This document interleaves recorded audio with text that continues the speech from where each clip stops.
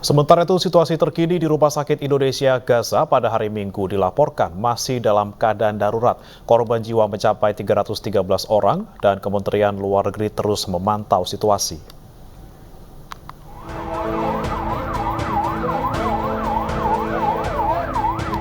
Ambulans terus berdatangan ke Rumah Sakit Indonesia di Bait Lahia, Gaza Utara, membawa korban syahid dan luka akibat serangan udara Israel yang masih terus berlangsung hingga saat ini.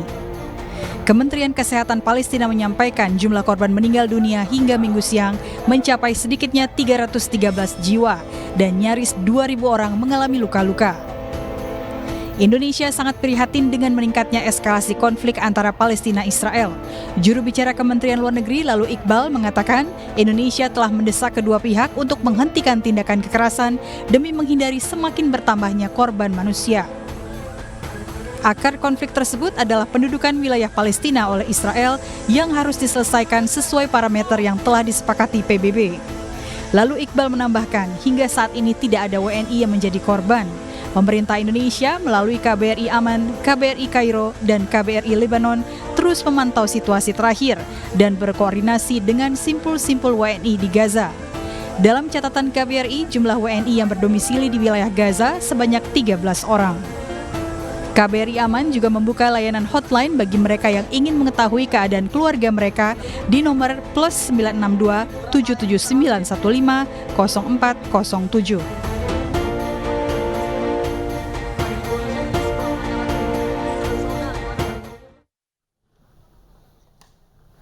Dan pemirsa, kami kini telah tergabung bersama kami Duta Besar RI untuk Palestina dan juga Yordania, Ade Patmo Sarwono, untuk mengetahui kondisi terakhir di jalur Gaza. Assalamualaikum, selamat pagi waktu Indonesia Pak Ade. Pak Ade, saat ini apa saja bantuan yang sudah diberikan pemerintah Indonesia untuk warga Palestina di jalur Gaza? Sebetulnya kita tidak bisa mempunyai akses ke jalur Gaza karena dari Aman, Jordania menuju ke Gaza itu harus melewati wilayah Israel, dan seperti kita ketahui kita tidak punya hubungan diplomatik dengan Israel. Satu-satunya akses untuk ke jalur Gaza itu hanya melalui Mesir. Jadi sejauh ini kita tidak ada suatu bantuan, hanya kita terus melakukan komunikasi secara intens dengan simpul-simpul di warga negara kita yang ada di jalur Gaza. Dari situ kita bisa memonitor kondisi mereka dan juga memperoleh informasi situasi terakhir yang ada di jalur Gaza. Ya. Pak Ade, kalau untuk kondisi relawan Mercy dan juga warga Indonesia di sana, berdasarkan komunikasi yang Anda lakukan terakhir, bagaimana Pak? Tadi malam saya terakhir komunikasi dengan salah satu warga negara kita, Bang Onim, mengatakan bahwa kondisi warga negara kita masih dalam kondisi baik dan aman. Memang mereka sangat khawatir karena situasinya sangat mencekam. Selain itu ada yang tetap bertugas di Rumah Sakit Indonesia. Bahkan mereka lebih cenderung tinggal di rumah sakit daripada tinggal di rumah karena kekhawatiran adanya kena serangan udara dari Israel. Ya, Pak Ade, untuk saat ini apakah ada permintaan khusus dari warga negara Indonesia yang berada di sana, Pak, yang disampaikan langsung ke Bapak begitu meminta pertolongan atau seperti apa?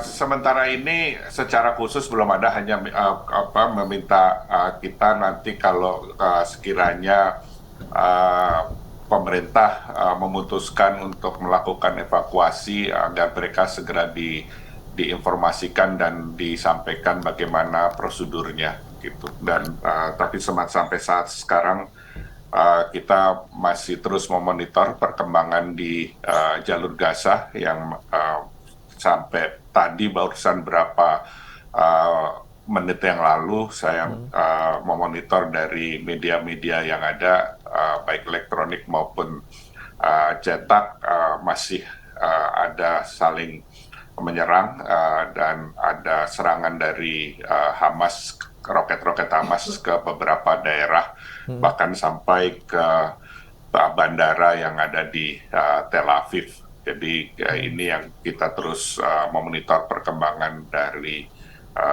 situasi di jalur Gaza, maupun kita juga terus memonitor situasi di tepi barat maupun di wilayah Israel, karena kita mendeteksi ada juga warga negara Indonesia yang tinggal di wilayah Israel.